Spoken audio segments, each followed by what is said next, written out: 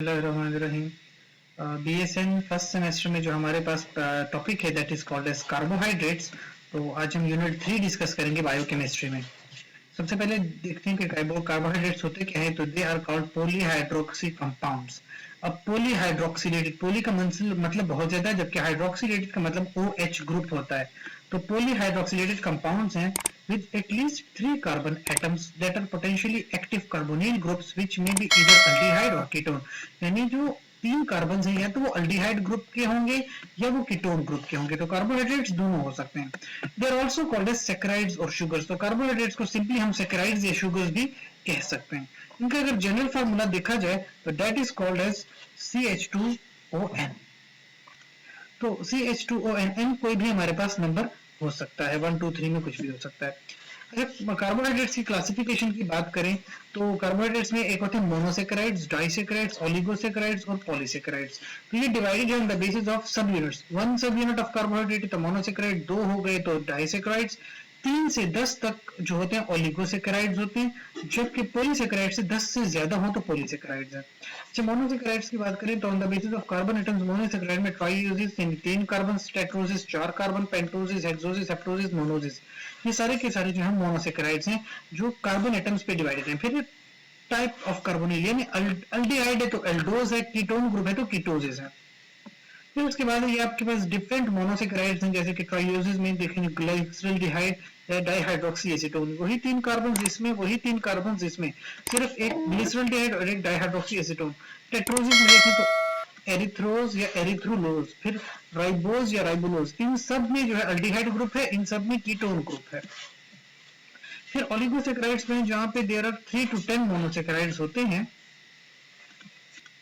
So oligosaccharides में देखा जाए most are not digested by the human enzymes. Monosaccharides attach each other by glycosidic linkage, यानी एक monosaccharide और दूसरा मोनोसेकेराइड दो आपस में बॉन्ड बनाएंगे तो उनके बॉन्ड को कहते हैं ग्लाइकोसिडिक बॉन्ड।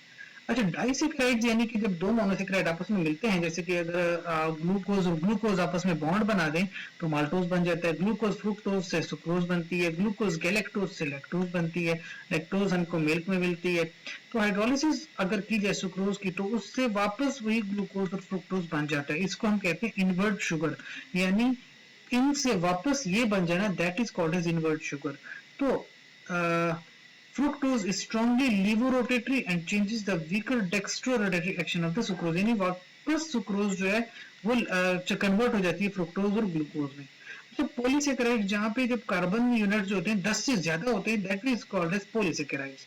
तो this are the store of the fuel form structural elements of the cells, यानी पॉलीसेकेराइड्स हमारे जो सेल्स है ना, हमारे सेल्स के स्ट्रक्चर यूनिट पॉलीसेकेराइड से बने हुए हैं।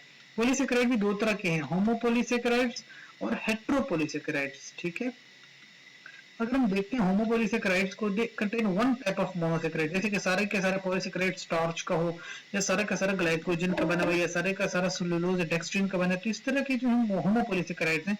जबकि हेट्रोपॉलीसेकेराइड्स में डिफरेंट होते हैं, जैसे कि hyaluronic acid, heparin, chondroitin sulphate, इन सब से मिलकर एक पॉलीसेकेराइड बनता है तो mucopolysaccharide. Agar, vegetable gum, pectin, इन सब से मिलकर म्यूसिलेजेस बनती है, हेमिसेलुलोज है। अच्छा, next is derived carbohydrates that are derived, जिसमें derive from carbohydrates and various chemical reactions, यानी कि ऑक्सीडेटिव प्रोडक्ट्स होती है, डिराइव फ्रॉम ग्लूकोज और इट्स, ग्लूकोज की ऑक्सीडेशन करेंगे तो ग्लूकोनिक एसिड या ग्लूक्रोनिक एसिड बनेगा। तो ये सब भी कार्बोहाइड्रेट्स हैं, लेकिन ये एक दूसरे कार्बोहाइड्रेट से डिवाइडेड है, डिराइव्ड है। फिर रिडक्शन प्रोडक्ट्स जैसे कि ग्लिसरॉल और रुबिटॉल है, ये ग्लिसरल्डिहाइड से बने, इनकी रिडक्शन होके बने, तो ये रिडक्शन प्रोडक्ट्स हैं। अमाइनो शुगर्स, वो शुगर्स के जिनमें अमीन ग्रुप हो, that are called as amino sugar, जैसे ग्लूकोजामीन है, गैलेक्टोजामीन है। फिर डीऑक्सी शुगर, यानी जिसमें ऑक्सीजन की कमी हो, जैसे कि डीएनए में हमारे पास डीऑक्सीराइबोज आती है। स्ट्रक्चर की अगर हम बात करें तो उसके बाद हमारे पास स्ट्रक्चर में देखें, फर्स्ट ऑफ ऑल आइसोमर की बात करते हैं। आइसोमर्स क्या है? compounds that have same chemical formula and different structural formula, they are called as isomers। जैसे कि हमारे पास गैलेक्टोज, फ्रुक्टोज, ग्लूकोज, ये सारे के सारा स्ट्रक्चरल फार्मूला तो सेम है, केमिकल फार्मूला सेम है लेकिन स्ट्रक्चरल फार्मूला डिफरेंट है। अच्छा, एपीमर क्या होते हैं? Two epimers that are differ in configuration around one specific carbon atom other than the carbon atom of carbonyl group।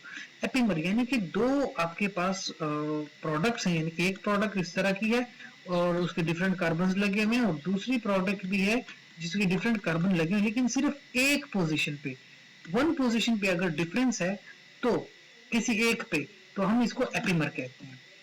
अब जैसे आप यहाँ देख सकते हैं, जैसे हमारे पास है मैनोज और फ्रुक्टोज, तो या आप देखें ग्लूकोज या गैलेक्टोज, तो यहाँ पे C4 पे देखा जाए OH उधर है, जबकि C4 पे OH इधर है, तो ये एक ही कार्बन पे जो है इनका डिफरेंस आ रहा है, तो ये एपिमर होते हैं आपस में। अच्छा, इनेंशियोमर क्या है? इनेंशियोमर जो है मिरर इमेजेस होते हैं। मिरर इमेजेस कैसे? जो कंप्लीटली एक दूसरे के ऑपोजिट होते हैं उनको मिरर इमेजेस कहते हैं, जिसको हम कहते हैं, एक होती है हमारे पास डेक्स्ट्रो रोटेटरी, एक होती है लीवो रोटेटरी। ठीक है, अब जैसे आप ये देख सकते हैं डायहाइड्रोक्सी एसीटोन का ये स्ट्रक्चर होता है, जैसे बीच में कीटोन ग्रुप लगा हुआ है, एक ऊपर हाइड्रोक्सिल ग्रुप, एक नीचे हाइड्रोक्सिल ग्रुप, तो डायहाइड्रोक्सी एसीटोन। ठीक है, अब ये देख लें आप, तो अब यहाँ पे OH H फिर दो OH, ये सारे के सारे राइट साइड पे हैं, जबकि बिल्कुल यहाँ पे देखें इसका H H H इसके लेफ्ट साइड पे, तो ये और ये आपस में सेम है, यानी बिल्कुल मिरर इमेजेस हैं एक दूसरे के। They are called enantiomers. अच्छा, the structure of the smallest sugar containing 3 carbon atom that is glyceraldehyde, सबसे छोटी शुगर जो होती है ना उसको हम ग्लिसरॉल्डिहाइड कहते हैं। ये हमारे पास रेफरेंस शुगर है, और जितनी भी हमारे पास बाकी शुगर है वो इसी के रेफरेंस से ली जाती हैं। तो एक है डेक्स्ट्रोग्लिसरॉल्डिहाइड, एक है लीवोग्लिसरॉल्डिहाइड, एक दूसरे के एनेंशियोमर्स हैं। अच्छा, most enzymes are specific for dextro and levo form, but enzymes are known as racemases that are able to convert dextro and levo isomers.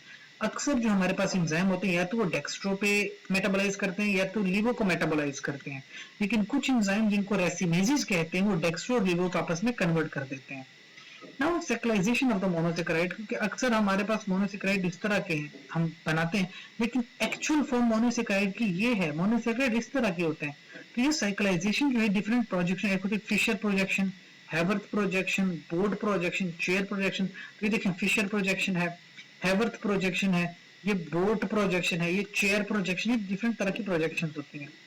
Now Fisher projection अगर आप देखें, Fischer projection to Haworth projection, तो ये इस तरह से convert होता है। तो आप ये देखें, ये कार्बन नंबर 1 है, जबकि ये कार्बन नंबर 5 है। सिंपल सी बात है, कार्बन नंबर 1 को उठा के कार्बन नंबर 5 से अगर हम कनेक्ट कर लेते हैं तो हमारे पास एक प्रोजेक्शन से दूसरी प्रोजेक्शन बन जाती है, यानी फिशर प्रोजेक्शन को हम हावर्थ प्रोजेक्शन में कन्वर्ट कर लेते हैं। सिग्निफिकेंस ऑफ एनोमर्स, एक कार्बन होती है जिसको एनोमेरिक कार्बन कहते हैं। ये जो आपके पास कार्बन है ये वाली, that is the anomeric carbon. Anomeric carbon ऐसी कार्बन है कि जिसके चारों तरफ डिफरेंट हो, जैसे first anomeric carbon, anomeric carbon, third anomeric, चौथी एनोमेरिक, फिर ये पांचवी को देख ले, पांचवी भी एनोमेरिक। ये सारी की सारी कार्बन इसमें एनोमेरिक कार्बन हैं, सिवाय छठी के।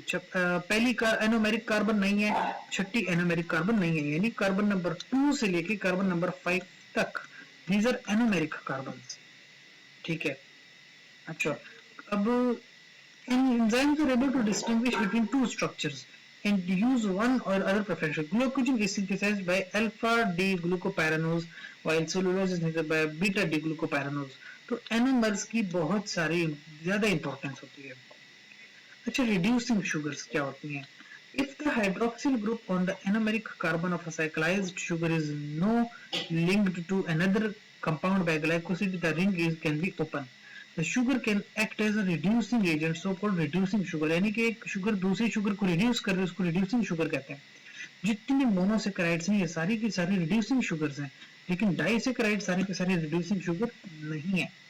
अब देखें, ग्लूकोज से बन जाती है सॉर्बिटोल रिड्यूस होके, मैनोज से मैनिटोल, फ्रुक्टोज से सॉर्बिटोल मैनिटोल दोनों, ग्लिसरॉल्डिहाइड से ग्लिसरॉल, तो ये सारी की सारी मोनोसेकेराइड्स रिड्यूसिंग, रिबिटोल रिड्यूसिंग शुगर है। अब ये जो मैनिटोल है इसका फायदा, it is used with cerebral oedema because it is osmotic diuretic and it decreases water content of the body, brain swelling को कम करती है, it is very medically important है।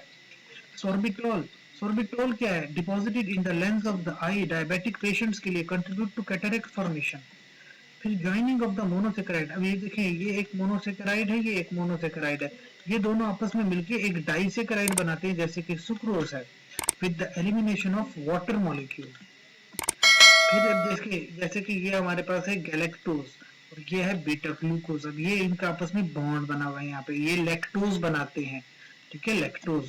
बीटा 1,4 इसका कार्बन नंबर 1, इसका कार्बन नंबर 4। तो ये देखिए, ये डिफरेंट हमने एस्पेक्ट्स पढ़े हैं आज। जो हमारे पास बेसिक इंट्रोडक्शन था, जो हमारे पास यूनिट था introduction to the carbohydrates, that was unit number 3 in basic nursing sciences first semester. That's all.